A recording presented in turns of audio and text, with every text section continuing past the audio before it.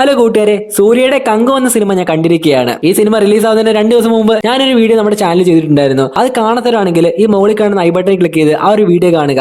കാരണം ഈ ഒരു പടത്തിനകത്ത് എന്തൊക്കെയാണ് വരാൻ പോകുന്നത് എന്നുള്ള കാര്യത്തെ പറ്റിയിട്ടുള്ള ഒരു പ്രഡിക്ഷനാണ് ഞാൻ ആ ഒരു വീഡിയോയിലൂടെ നടത്തിയിട്ടുള്ളത്. സോ ഈ ഒരു മൂവി കണ്ടതിന് ശേഷം മാത്രം ആ ഒരു വീഡിയോ നിങ്ങൾ കാണുക. കാരണം ആ ഒരു വീഡിയോ പറയുന്ന ഓൾമോസ്റ്റ് കാര്യങ്ങളും അല്ലെങ്കിൽ ഓൾമോസ്റ്റ് പ്രഡിക്ഷൻസും കറക്റ്റ് ആണ്. അതെങ്ങനെയാണ് കറക്റ്റ് ആയെന്ന് ചോദിച്ചു കഴിഞ്ഞാൽ അത് നമുക്ക് ഓൾമോസ്റ്റ് ആ ഒരു ട്രെയിലർ കാണുമ്പോൾ തന്നെ മനസ്സിലാവും ഇതിന്റെ കഥ അല്ലെങ്കിൽ ആ ഒരു പ്ലോട്ട് ഇങ്ങനെയൊക്കെ തന്നെ ആയിരിക്കും എന്നുള്ള കാര്യം. കാരണം ആ ഒരു വീഡിയോയിൽ ഞാൻ കറക്റ്റ് പറയുന്നുണ്ട്, നമ്മുടെ മഗധീര ഉണ്ടല്ലോ, ആ ഒരു മഗധീര എങ്ങനെയാണ് ചെയ്തു വെച്ചിരിക്കുന്നത് അതുപോലൊക്കെ തന്നെയാണ് ഈ ഒരു സിനിമ വന്നിരിക്കുന്നത്. അവിടെ ഇവിടെയൊക്കെ ആയിട്ട് ചെറിയ രീതിയിലുള്ള മാറ്റങ്ങൾ വന്നിട്ടുണ്ടെന്നേ ഉള്ളൂ, ബാക്കിയെല്ലാം തന്നെ ഓൾമോസ്റ്റ് സെയിം ആണ്. സോ എന്തായാലും നിങ്ങൾ ആ ഒരു വീഡിയോ കണ്ടിട്ടില്ലെങ്കിൽ ദയവായിട്ട് ആ ഒരു വീഡിയോ കാണുക.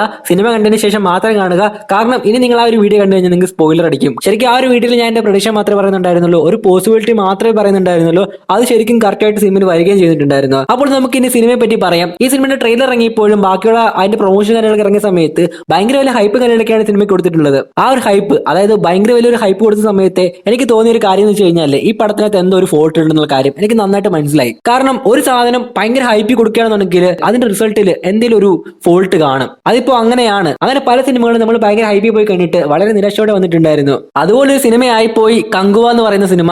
ഇത്രയും വലിയ ഹൈപ്പ് കേട്ടപ്പോഴേ ഞാൻ വലിയ രീതിയിൽ പ്രതീക്ഷ കാര്യങ്ങളൊന്നും വെച്ചിട്ടുണ്ടായിരുന്നില്ല.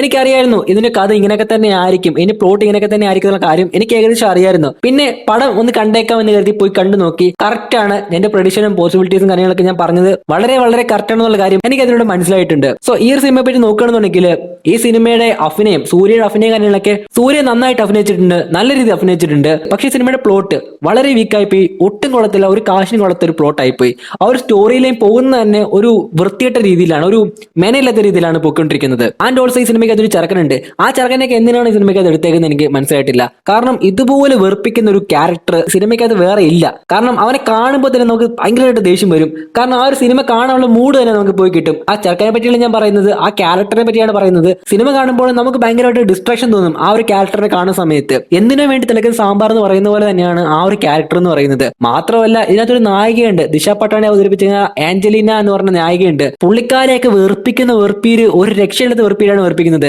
ഇന്നത്തെ പറഞ്ഞോട്ടെ എന്തിനു വേണ്ടി തിലക്കുന്ന സാമ്പാർ പോലെയാണ് പുള്ളിക്കാരിയും. വെറുതെ നിന്നങ്ങ് വെറുപ്പിക്കുക, ഒരു അർത്ഥവും ഇല്ല, ഒരു കാര്യവുമില്ല. പിന്നെ ബോബി ഡിയോൾ സിനിമയിൽ ഉണ്ടെന്ന് പറഞ്ഞപ്പോൾ പലരും ഭയങ്കര ഹൈപ്പിലൊക്കെയാണ് പറഞ്ഞത്. പക്ഷേ ഈ സിനിമയ്ക്കകത്ത് ബോബി ഡിയോൾ എന്തിനാണ് വന്നതെന്ന് എനിക്ക് ഇപ്പോഴും മനസ്സിലായിട്ടില്ല. അനിമലിനകത്ത് എന്താണോ ബോബി ഡിയോൾ ചെയ്തത് അത് തന്നെയാണ് ഇവിടെ കാണിക്കുന്നത്. അനിമലിനകത്ത് എന്താണ് ബോബി ഡിയോൾ സംഭവിക്കുന്നത് അത് തന്നെയാണ് ഇവിടെ സംഭവിക്കുന്നത്. സോ ഫ്രാങ്ക്ലി ഈ സിനിമ ഒരു വൺ ടൈം വാച്ചബിൾ ആണെന്ന് പോലും പറയാൻ പറ്റാത്ത അവസ്ഥയിലാണ്. ആസ് യൂഷ്വൽ സൂര്യയുടെ ഒരുപാട് ചിത്രങ്ങൾ കണ്ടിട്ടുണ്ട്, അതൊക്കെ കണ്ടിട്ട് ഭയങ്കര ആരാധന തോന്നിയിട്ടുള്ള ഒരു നടനാണ് സൂര്യ. അപ്പൊ അത്തരത്തില് ഒരു ഭയങ്കര ഹൈപ്പ് കൊടുത്ത ഒരു സിനിമ ഇറക്കുമ്പോൾ ഒന്ന് പോയി കണ്ടതാണ്. പക്ഷേ കണ്ടപ്പോൾ എനിക്ക് വളരെ നിരാശ തോന്നി. കാരണം ആ പറയുന്ന തൊട്ടുള്ള ആ ഒരു ഹൈപ്പിനുള്ള പടം ഇല്ല. ശരിക്കും പറഞ്ഞാൽ ഇന്ന് രാവിലെ തൊട്ട് ഞാൻ ഇൻസ്റ്റാഗ്രാമോ യൂട്യൂബ് ഓപ്പൺ ആക്കിയിട്ടില്ല. കാരണം നെഗറ്റീവ് റിവ്യൂസ് വരുമോ അല്ലെങ്കിൽ എന്തായിരിക്കും റിവ്യൂസ് അതൊക്കെ നോക്കുന്നതിന് പകരം ആദ്യം പോയിട്ട് പടം കാണുന്ന രീതിയിലാണ് ഇരുന്നത്. അങ്ങനെ പടം കണ്ടിട്ട് വന്നിട്ടാണ് റിവ്യൂസ് കാര്യങ്ങളൊക്കെ നോക്കുന്നത്. റിവ്യൂസ് നോക്കിയ സമയത്താണെങ്കിൽ മനസ്സിലാവുന്നത് ഇതെനിക്ക് മാത്രം തോന്നിയ കാര്യമല്ല എന്നുള്ള കാര്യം. ഈ പടം കണ്ട എല്ലാവർക്കും ഇത് തന്നെയാണ് ഫീൽ ചെയ്തിട്ടുള്ളത്. സോ അതുകൊണ്ടൊക്കെ പറയുകയാണ് ഈ പടം നിങ്ങൾക്ക് കാണാം, പക്ഷെ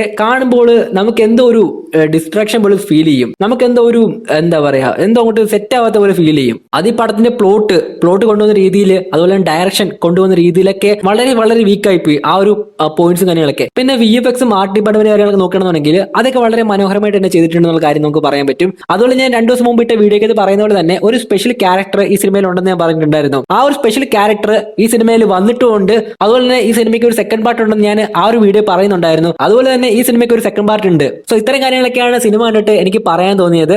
ഇതൊരു ചെറിയ റിവ്യൂ ആയിട്ട് മാത്രം എടുത്താൽ മതി. ഇതിനകത്ത് ചെറിയ ചെറിയ സ്പോയിലറും കാര്യങ്ങളൊക്കെ ഞാൻ പറയുന്നുണ്ട്. എന്നിരുന്നാൽ പോലും നിങ്ങൾ വലിയ ഹൈപ്പിലൊന്നും പോയി പടം കാണരുത്. അങ്ങനെ പോയി കണ്ടാലും നിങ്ങൾക്ക് നിരാശയായിരിക്കും ഉണ്ടാവുക. അത് 100% ഉറപ്പായിട്ടുള്ള കാര്യമാണ്. സോ നിങ്ങൾ ജസ്റ്റ് ഒരു നോർമൽ ഒരു ത്രില്ലർ പടം എന്ന രീതിയിൽ പോയി കണ്ടാൽ മതി. പല സീനുകൾ നമുക്ക് കാണുമ്പോൾ ഇത് എന്തിനാണ് ഇങ്ങനെ ചെയ്തേക്കുന്നത് അല്ലെങ്കിൽ എന്തിനാണ് ഈ സീനിന്റെ ആവശ്യം ഉണ്ടോ എന്നൊക്കെ നമുക്ക് തോന്നിപ്പോകും. അങ്ങനെ പല സീനുകളും ഇതിൽ ചെയ്തിട്ടുണ്ട്.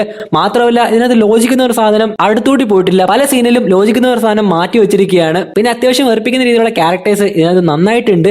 യോഗി ബാബു ആണെങ്കിലും ദിശ പട്ടാണി ആണെങ്കിലും പിന്നെ ആ ഒരു ചെറുക്കനൊക്കെ ഉണ്ടല്ലോ, അവനൊക്കെ ഭയങ്കര വെറുപ്പിലാണ് സിനിമയ്ക്കകത്ത്. അത് കാണുമ്പോൾ തന്നെ നമുക്ക് അങ്ങനെ ചൊറിഞ്ഞു വരും. അപ്പോ ഇതൊക്കെയാണ് എനിക്ക് ഒരു വീഡിയോയിലൂടെ പറയാനുള്ളത്. സോ നിങ്ങൾ ഈ സിനിമ കണ്ടെങ്കിൽ നിങ്ങളുടെ അഭിപ്രായങ്ങൾ താഴെ കമന്റ് ചെയ്യുക. ഞാൻ ഈ സിനിമ കണ്ടിട്ട് എനിക്ക് ഫീൽ ചെയ്ത കാര്യം മാത്രമാണ് ഞാൻ പറഞ്ഞിരിക്കുന്നത്. സോ ഇതെന്റെ ഒരു ഒപ്പീനിയൻ മാത്രമാണ്, അത് നിങ്ങൾ അങ്ങനെ മാത്രം കണ്ടാൽ മതി. സോ നിങ്ങൾ സിനിമ കണ്ടിട്ടുണ്ടെങ്കിൽ നിങ്ങളുടെ അഭിപ്രായങ്ങളും കാര്യങ്ങളൊക്കെ താഴെ കമന്റ് ചെയ്യുക. മാത്രമല്ല ഇതുപോലത്തെ മൂവി റിവ്യൂ, മൂവി എക്സ്പ്ലനേഷൻ വീഡിയോകൾക്കൊക്കെ ആയിട്ട് ഈ ചാനൽ സബ്സ്ക്രൈബ് ചെയ്ത് വെക്കാൻ മറക്കല്ലേ.